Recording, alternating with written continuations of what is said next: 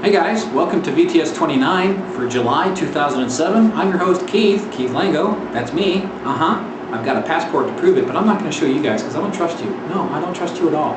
Alright, good to have you guys. Those of you who are old hands at this, thanks for sticking around as always.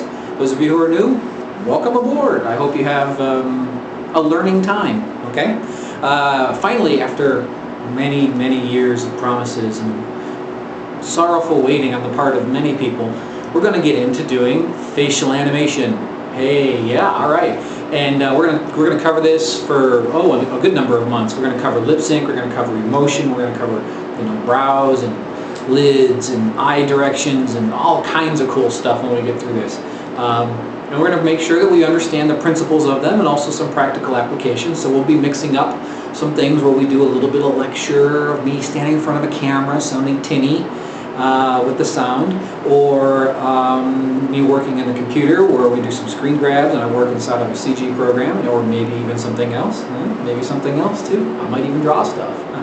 In fact, today we're going to see me doodle, which is a fun thing to do. Today we're going to start off, we're going to cover some pretty big, broad topics on this, okay? The kind of three areas I want to cover today for this month. The three areas are relationship between body and face. Okay, this is an important one. This might go longer than I expected, but it's pretty important to understand how you have to use the body to sell the face and use the face to kind of plus the body, and kind of understand that. And then that moves into a conversation about, well, how do we determine how much of each do we need? And so that's what I'm going to start talking about, the second phase of these things, which is what I call the golden triangle of emotion. Okay, I'll explain what that is. And then that is going to lead us into a conversation about connectives. Connecting areas and connecting regions of the face. And by the time we're all done with this, you're all going to be experts on these things, okay? So let's go ahead and get going.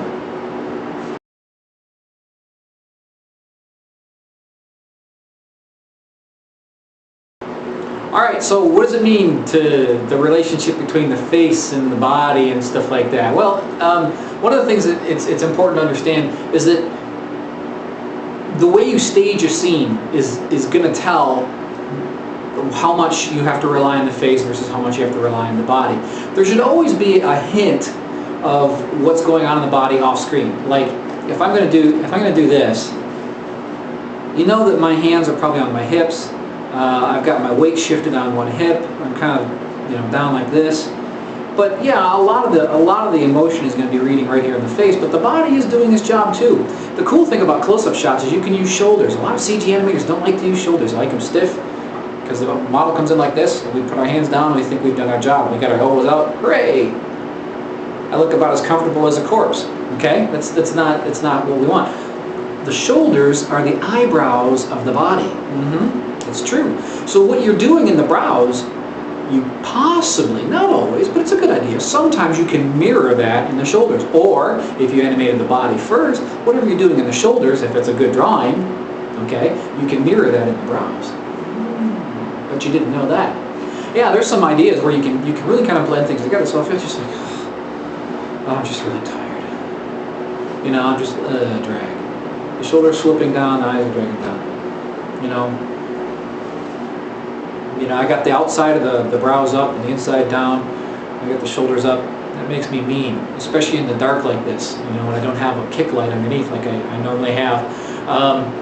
And so, that makes me evil and sinister because I got the shoulders up and they're mirroring what the brows are doing, okay?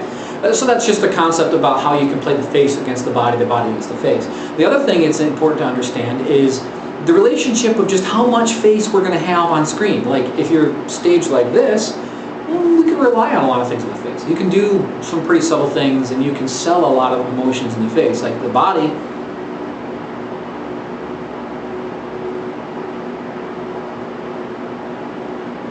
notice I'm changing my face but I'm not changing my body. And that works to a certain degree in a staging like this because where we're at, this is going to be the dominant place of change. Still, don't rely on that. Okay, do some stuff with the body. Do your homework. Do the work with the body first, and make sure it's communicating. Because if you rely just on the face to communicate something, sometimes, especially in CG, sometimes these rigs are just not going to help you. Let's take a look at some stuff right here. The question, it's a minor conversation, like how much of the head, how much of the face. And the thing that we have to get used to doing, and I covered this in a VTS a long time ago, like 2 years ago. I covered this. The head angles. Yes, the head is part of facial animation. It really is. I mean, you can have your head straight up and down and put emotions. But it's not particularly interesting. Now, if I do this, or now all of a sudden the head gives value to the face. See, the face can only do so much in this little area. And sometimes I think we think it's this magical thing, and it's pretty cool. Okay, you can do a lot of really cool things with it, but I think we think it's like this magical solve-all. Well, I'll fix it in the facial animation. You can't. Okay, so you got to make sure that you play with the head angles as well too. You can't just rely on this thing, the eyebrows and the lips and the eyelids to do the job for you. Okay, we're going to talk about more things about that later. But the question is, well, how much do I have to worry about the body contributing to the face, or how often can I let the face go? There actually is something that will help you understand just how much you have to sell. Some faces, some designs, some character rigs, especially in CG, are better suited to facial animation than others. Yes, it's true. Not all facial rigs are the same. And I'm not talking about technical capability here. Okay, I'm not talking about some rigs that have high deformation or squash and stretch controls. Hey, those are cool. They're nice. We'll talk a little bit about rigging a little bit later. But that's not what I'm talking about. What I'm talking about is design, where the elements are, and how they're arranged. There's actually a big difference in all different kinds of designs of faces, and you have to understand which one is going to work for you the best. Okay, some designs are better suited for facial animation than others. All of them can work to a certain degree, but you're going to have to understand your limitations, and where a particular design falls short, you have to understand, you have to kind of plus it a bit with the body. You have to really plus it. Sometimes if you've got a good facial construction that works well for facial animation, to really sell, it's emotive, just the tiniest little changes in it like show up like that, and it's like, wow, that really registered, and it was such a little move there. If it's designed that way, and again, not constructed that way, but I mean designed, like where elements are, proportions and locations and spatial relationships, all the aspects of design. Okay, if it's designed a certain way, it will hold its own, and you could kind of not have to plus it too much with the body. If you do, it's okay, but you might run the risk of overdoing it. Okay, and then there are other designs where no matter how expressive you get, they still just don't read very well, because of the relationships of the various design elements. And those are the kinds of rigs where you have to say, okay, I understand, I'm running into a problem here. This face is not communicating the level of emotion I need to. I need to pump it up a little bit with something else, and that's where you use the body even more. So, for example, a good facial rig that's expressive and emotive might only need a little bit of body work. Like this. Just a little bit, asymmetry to it, one's higher than the other, a little bit of an angle. And then one that isn't quite as expressive might need more, so you might need to go like this. It's the same concept, it's just a more extreme version of it. And the facial rig and the facial design, not the facial rig, sorry I keep saying that, but the facial design is going to tell you whether or not you need to do that. How do we know? Well, that's how we come to the golden triangle thing. What is this golden triangle? I bet you Keith will tell us.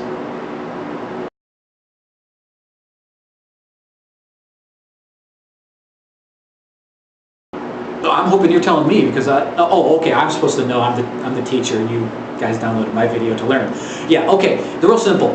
Whenever we look at somebody, what you're doing right now, this very moment, and have been doing for the last several minutes you've been watching this video, is the golden triangle. Now, what is that?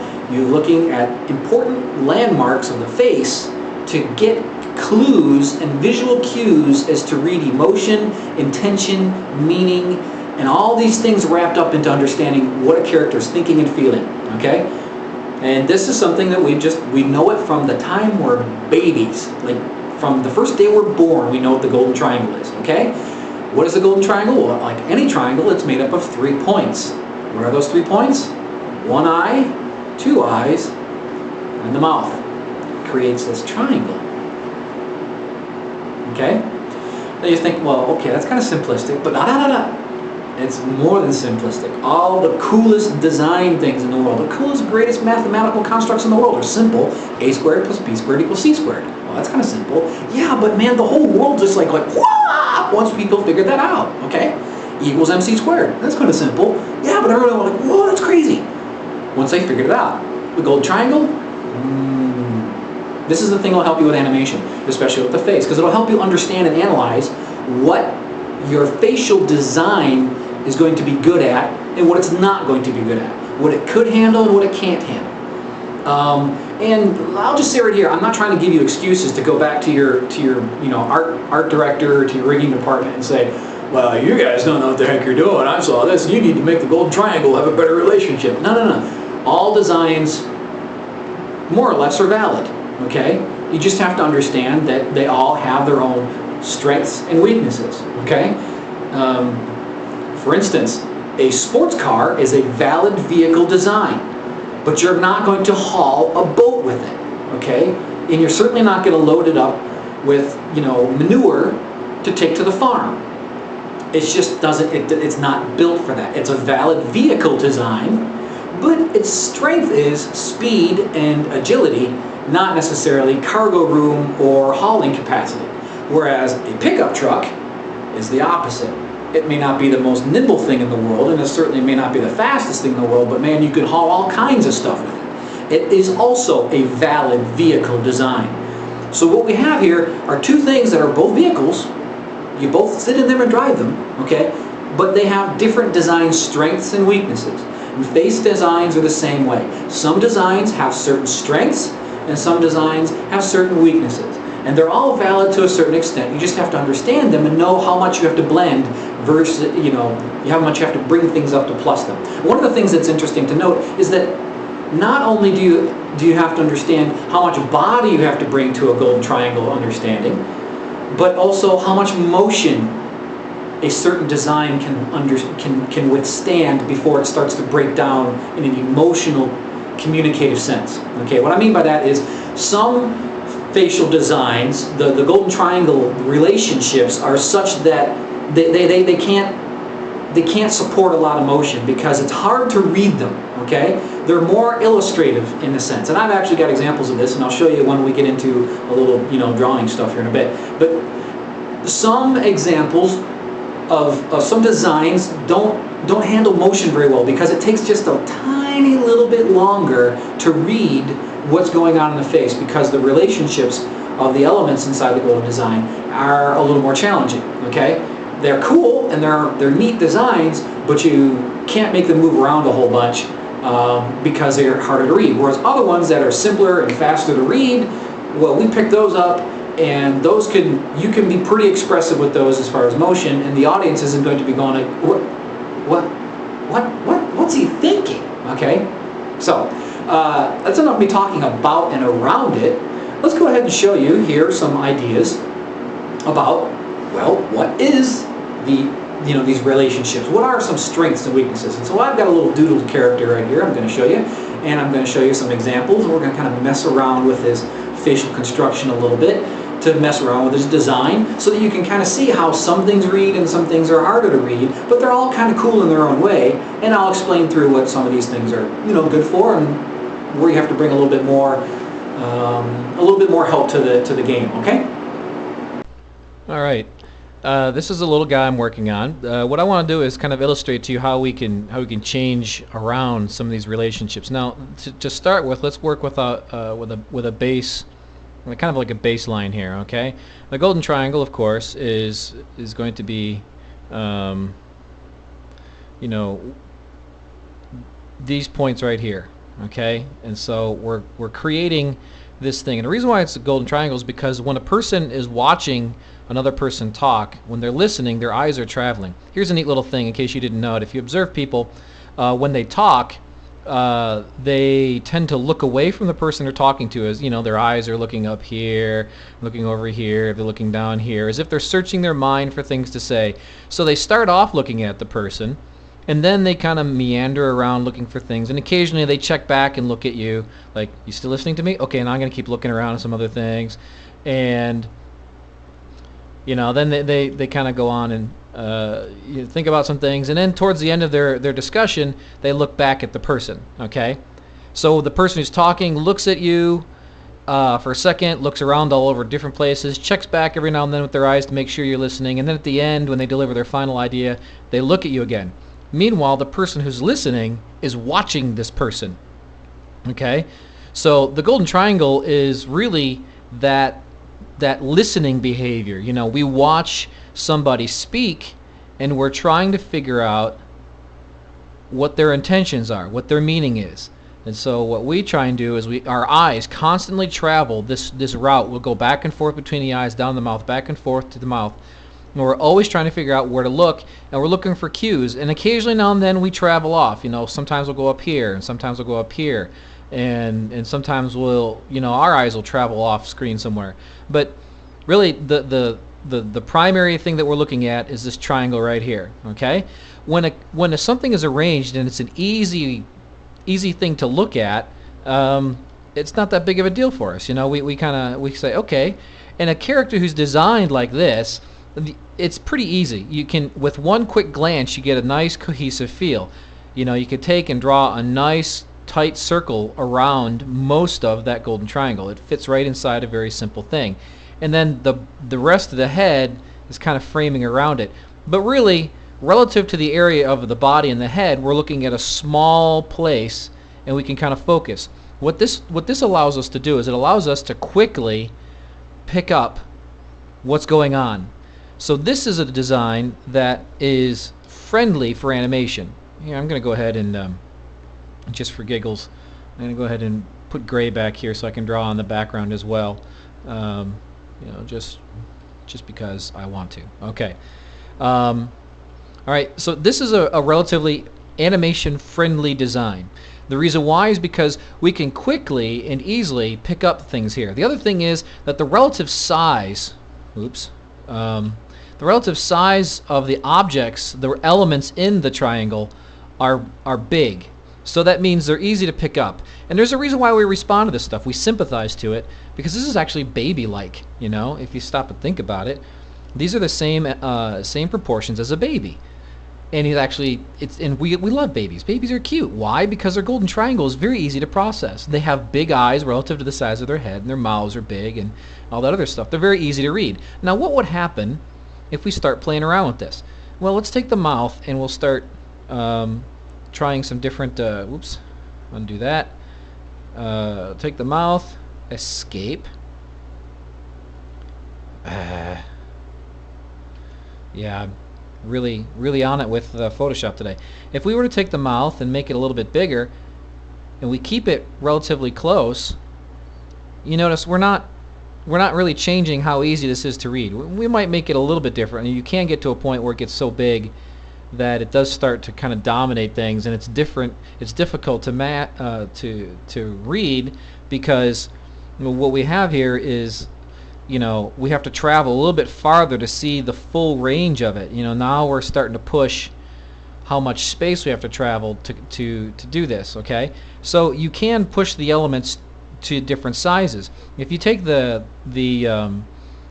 eyes and you make them smaller, but you keep them relatively close in this triangle,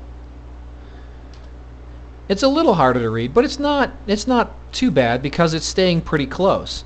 Okay, because we still have a relatively compact triangle. This element is smaller, so it's gonna kind of slow us down a little bit. All right, so if you have something with smaller eyes, you have to take time to let emotions read a little bit.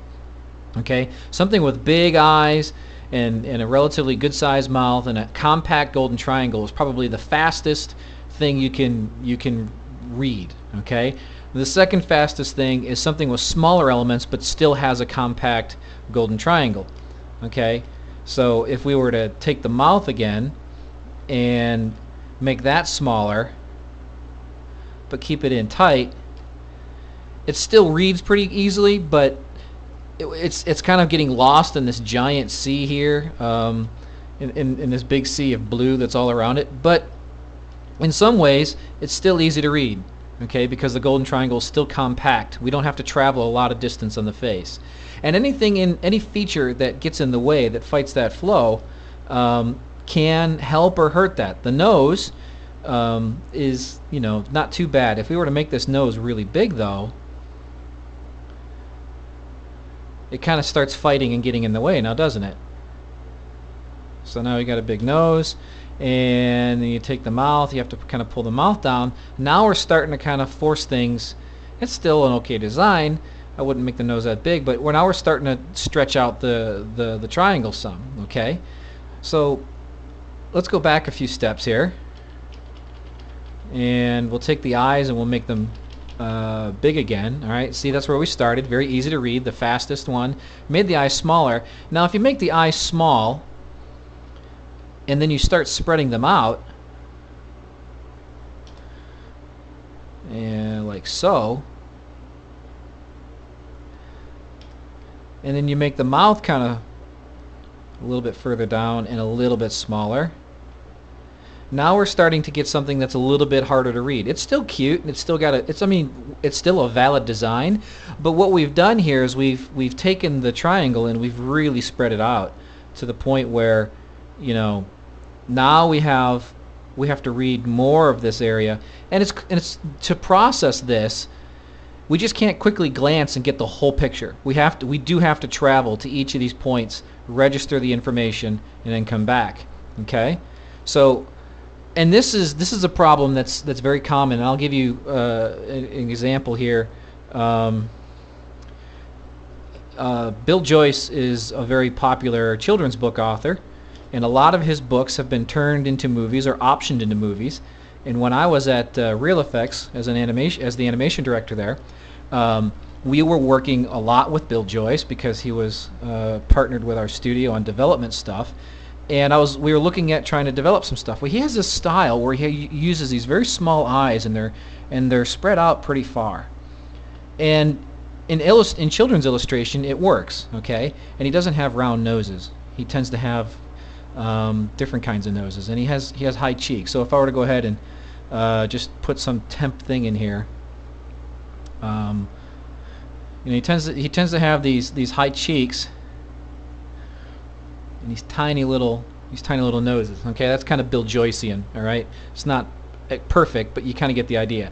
Well, one of the things that we found with this was we had a giant distance between the eye and the brow, and with the eyes being so small and so far apart, we found that animating these, and then they were also very far away from the mouth because the cheeks got in the way.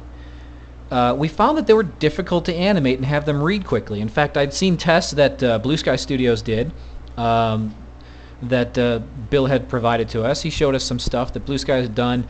Fox was interested in optioning some of his book ideas into a movie. And early on, this is even before they did Ice Age, they were exploring this. They did something with some Christmas thing. We saw an actual CG test they did where they built a Bill Joyce character in CG.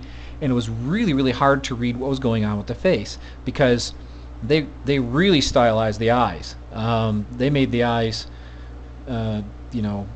pretty accurate to what the book were. And his eyes oftentimes are very, very small. In fact, that might be even. In an illustration, a children's book illustration, this is fine because you have time to, your eye has time to travel over the page. In children's illustration, animation's not as forgiving because the pictures are always moving, and so we had difficulty getting this stuff to read, and there was such a giant gap that we had lost the triangle completely. In fact, the triangle had turned into a pentagon because you had to travel up to figure out the emotion in the eyes. Just you couldn't see them because they were so small, so we had to look up to the brows to get some kind of understanding of them. And so that really slowed things down, and we found that we couldn't move things very fast. And you'll notice that Disney had the same problem. the Meet the Robinsons film, which came out in 2007 or 2006, sorry. That was an option from Bill Joyce's book, A Day with Wilbur Robinson. And his designs are like this, and Disney, I'm pretty sure, tried this at first, but after a while they realized, man, it's hard to read that. So they started going away from it, and then they started, after a while, they started making the eyes a little bit bigger, a little bit bigger, a little bit bigger, and a little bit bigger, until finally they arrived at stuff that was inspired by his designs, but they weren't right to it. In fact, the only characters that maintained a very specific Bill Joyce design were secondary and third level characters that you didn't see too much, kind of as an homage. And Pixar had the same problem too, because in 2002 and 2001 Bill Joyce was doing a short film for Pixar, and we saw some of their material, and it never got finished. And their characters were designed very, very faithful to the Bill Joyce design, with the small eyes and this kind of almost golden pentagon, and they were hard to read. I mean, those guys at Pixar know how to animate, and it was hard to read that stuff. It was hard to read emotions from anything farther away than a close-up shot. And so it's cool design, but you have to understand, when you start expanding these areas, you get into these problems where it starts slowing down the viewer, and you can't move things as much. You have to bring more body to it. You have to choose to stage things a certain way. You have to try and save certain emotional shots for certain kinds of stagings, because it would be very difficult. Now let's say we take and expand on this idea, and we take these eyes and we put them like Sid the Sloth, okay, from Ice Age, and you get them out there on the side. You kind of have to slow things down a little bit there too. The one thing that they did, though, to keep it working for Sid the Sloth, this is Blue Sky I'm talking about for Ice Age and Ice Age 2, is they kept a very compact triangle. Okay, and see if this doesn't look like Sid the Sloth to you. Okay, and then we'll take his brows and we'll just move them up. And what they did, they had a character that had a large expanse here, but they did manage to try and give it a bit of a flow, so that the triangle wasn't too hard to read, because you weren't very far from one or the other. You could ride through the mouth on a lot of things, and you didn't jump from eye to eye too much, but it's okay because you could get through the mouth, and it was kind of like an eye pattern, an eye traffic pattern thing. And by pulling the mouth up close to the eyes in the Sid the Sloth design, they were able to maintain a functioning character that could be a little bit expressive with speed, because it's still pretty easy to read. Because if you didn't get everything, you could still at least read that. Okay, so you can quickly judge part of it.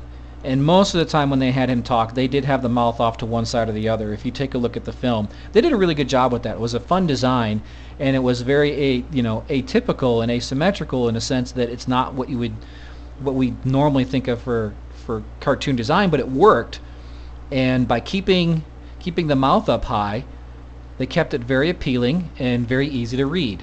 All right, now if you didn't keep the mouth up high, and you kept it instead way down low, and you made it small, I mean, it's an okay design, but it's very, very difficult to read. And if you take the nose and you made the nose real long, you try to connect those things, I mean, it helps, but you still have to fight past all this stuff, and as a result, the triangle is very, very large. And this is something you have to take time with. And this, if you have a design that's like this, with a small mouth and smaller eyes that are very far set apart, with vast expanses of other features in between them, you'll have to take your time. You'll have to let scenes sit a little bit. You can't move the head around a whole bunch while they're talking. You can't be a head bobbing kind of animator. You have to, hold things fairly still, stage in a little bit closer, and you have to bring more body to the effort. The body language is going to have to carry a lot more weight. All right. If you go back to something that's large and expressive, and if I were to just go ahead and close this and just open it again, desktop, triangle, open. If we come back to where we started, you can do a lot of things motion-wise with this. You can be quick with it, and you can be pretty extreme with the motion if you wanted to, and it would still read because it's very quick and very compact. All right. So these are some things to keep in mind when you are working with characters in various different designs. Okay, the more compact the triangle and the larger the features within that triangle, the easier it's going to be to read, and you can be pretty sure that anything you pull off with the animation is, as long as you represent the emotion clearly in the face, it'll read. And you don't have to hold it for 10 or 12 frames to let it read. You can hit it for 4 to 6 frames, and because it's so big, the audience is just going to pick it up real quick. Okay, but the minute you start dragging things off, and you have, you have characters whose features are more spread out. Again, it's a combination of size and distance. Okay. And here, this one isn't so bad, even if it's kind of dull, but we can make that work, all right? And if you want Veggie Tales, you just go ahead, which is the ultimate of easy to read. You take everything really close. There's a reason why Larry the Cucumber, the reason why kids love Larry the Cucumber is because he's basically the most compact golden triangle that exists. Okay, and kids love VeggieTales because they were easy to read. There you go. Take the ears off, make them green, and give them a tooth. Let's go ahead. Let's give them a tooth, right? Hey, kids. It's Larry the Cucumber. Of course, you have to make him green. Look, I'm going to make him green. Dee-dee.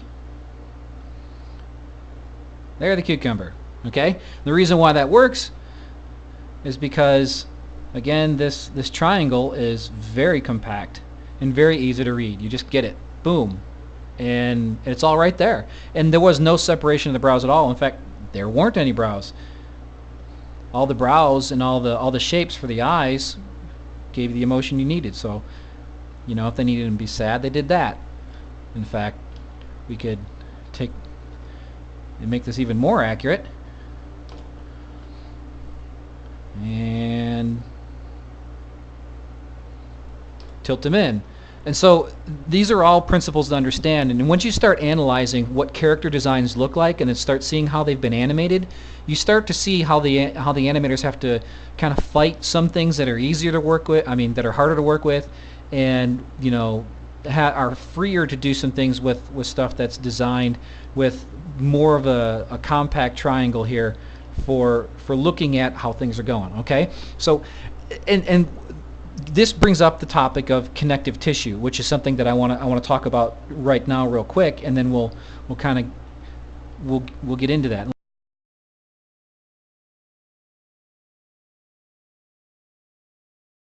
The connective tissue thing is what is happening in the face when you have distance between things. If we were to take and give ourselves just a little bit more distance here, and maybe make this character a little more, a little more human proportions, just in a sense of, keeping him simple. And we'll take the nose and maybe, hello, and V, and take the nose, and maybe we just turn the nose so it's a little more human-like. And we take the mouth, and we tuck it underneath here, and we make it pretty straight on. Okay, what we have here oftentimes with younger animators is we have this thing where we have zones of movement, and the zones of movement is a real problem. It was more of a problem years ago, but I still see it now and then, where you'll see an animator who's moving this area, the brows, and they're moving this area, and then other than blinks, Everything else is just rock solid. And what we're ignoring when we do this is the relationship between the mouth and the eyes.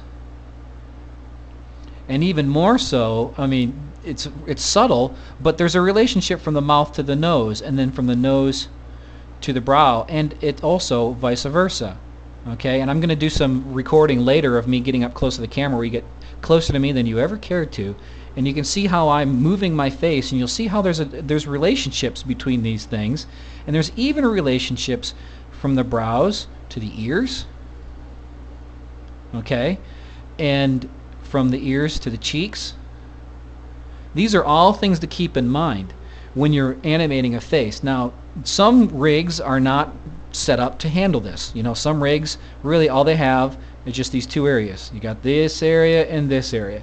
And that's rather unfortunate. There's another aspect as well where the mouth affects what's happening here in the cheek, but the cheek then also affects the eyelid. Okay, so if we were to go ahead and just quickly put together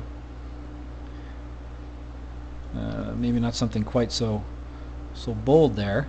We'd do this. We take the mouth, and maybe we make him smile here. Okay. So the cheek's going to push up. So what we'll get with the eye is the eye is going to compress a bit. Okay, because the cheek's pushing up into it. And then we'll also get the lids are going to push up a bit. And with the lid, well, let me go ahead and put another layer underneath that so we can actually see it and not have to worry too much about it. But what you get then is the lid starts to affect things, and see how there's a connectiveness there? And then you're also going to have, you know, the nose will be affected a little bit.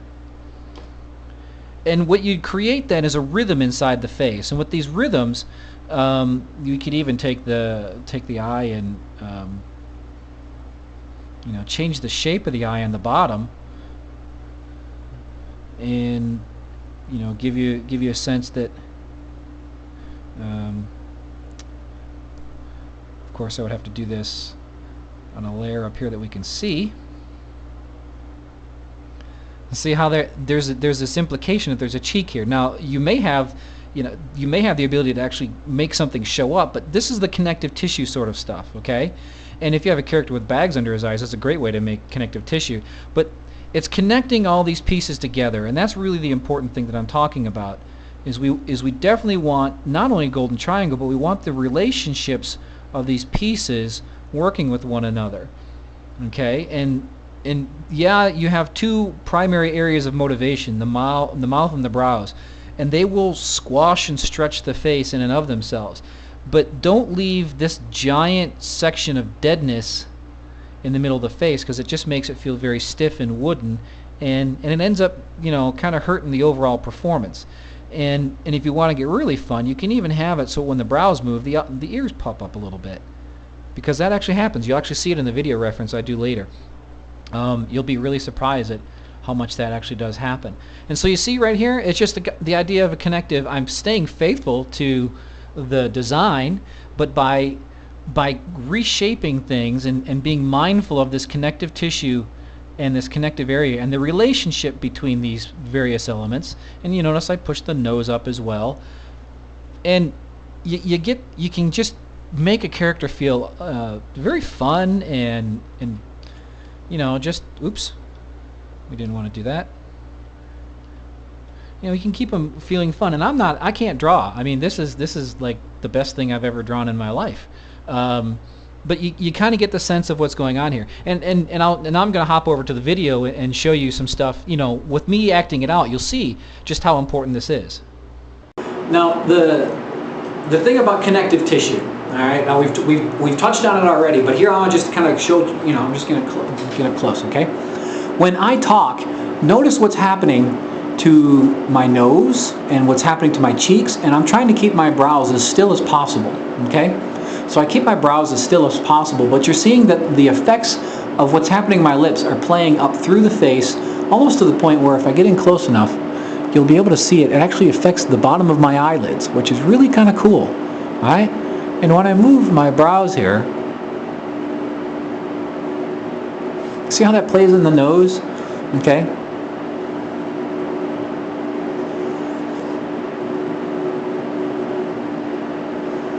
See how it's playing out here? See how my ears are actually moving and the hair on the side of my head's kind of moving? And I'm trying to keep this as localized as possible. I've made faces all my life, so I'm pretty good at this stuff.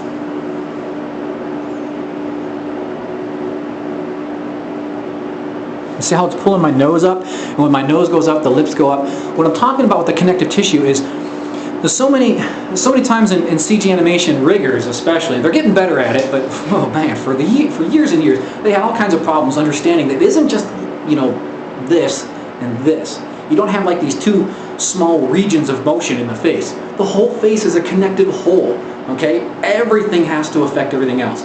Now, of course, when I move my brows up and down, it's not like it's pulling my chin up over my nose, but it is affecting things in a kind of a contextual way, and it falls off with distance. And the same with my mouth and my jaw.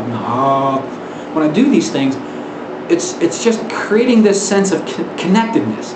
And what we draw, hand-drawn animators have known for a long time that when you do something to the lower jaw, it affects all the way up through the eyes.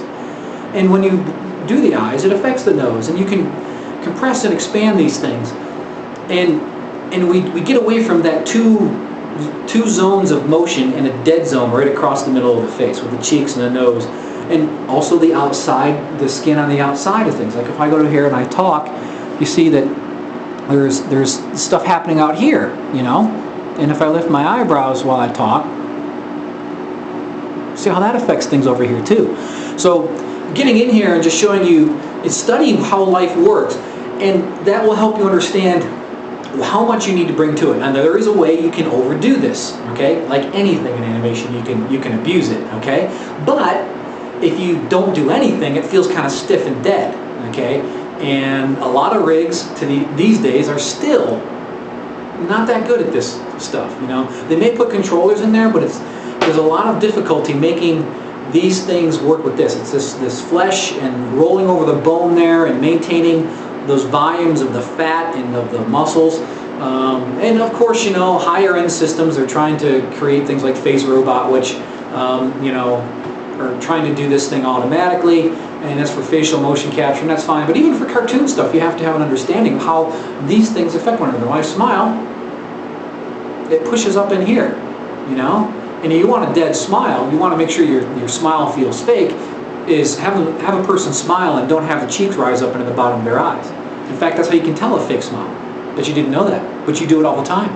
When you're at a store and you can tell the clerk doesn't really like you, and they're giving you your groceries, but they wish you would just go away, and they smile and you say, thanks.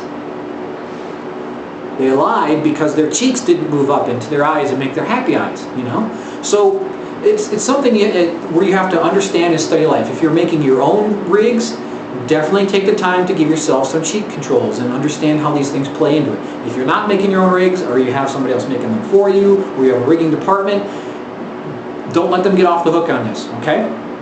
Another thing construction-wise, and this is just a construction-wise, the face is like a cylinder, okay? So when they smile, it's not like the corners just go up, the corners go back and up. It's a small little construction thing, but when this corner goes back and up, it takes this flesh and pushes it back up this way, and it's going to create these wrinkles back here on the corner of the eyes. Study this stuff, and I don't think you have to necessarily study like anatomy. I mean, some people take this like crazy. They get in there with the Gray's Anatomy and anatomy physiology books, and they go like crazy on this stuff. And I suppose that's all right if you're building some kind of a realistic muscle simulation system. But even for cartoon stuff, all you have to do is observe. As an animator, just observe, okay? And then don't just copy. No, you'll never hear me say copy. Then, once you've observed it and understand it, then you can bring that understanding to your own animation.